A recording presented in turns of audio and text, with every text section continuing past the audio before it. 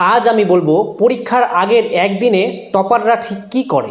First, নতুন পড়া নয়, রিভিশন অনলি। টপাররা পরীক্ষার একদিন আগে কোনো নতুন পড়া পড়ে না।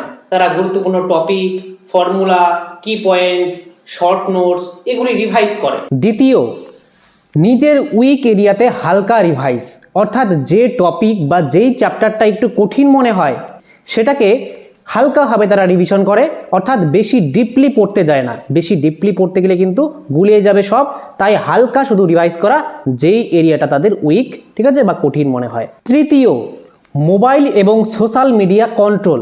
টপাররা পরীক্ষার একদিন আগে ইনস্টাগ্রাম রিলস, ইউটিউব শর্টস এগুলি প্রায় বন্ধ করে দেয়, কারণ একটা রিলস দেখা মানে তোমার 30 মিনিট নষ্ট করা। চতুর্থ এবং মোস্ট ইম্পর্ট্যান্ট, সেটা হচ্ছে ভালো ঘুম। টপাররা পরীক্ষার একদিন আগে লেট নাইট জেগে কিন্তু তারা পড়াশোনা করে না, কারণ যদি ঘুম কম হয় তাহলে কিন্তু ব্রেন কাজ কম করে, আর পরীক্ষার হলে গিয়ে কিন্তু তার ঘুম পাবে এবং তার যে পোটেনশিয়াল সেটা কিন্তু খাতার মধ্যে দেখা যাবে না। তার জন্য 6 থেকে 7 ঘন্টা মিনিমাম একজন টপার কিন্তু রাতে অবশ্যই ঘুমায় পরীক্ষার একদিন আগে। এবার last but not the least, positive mindset. টপাররা কিন্তু কোনোদিনই নিজেদেরকে সন্দেহ করে না যে আমি পরীক্ষার হলে গিয়ে পারবো কি না। তারা নিজেদেরকে সবসময় বলে যে আমি পারবো, আমি প্রস্তুত।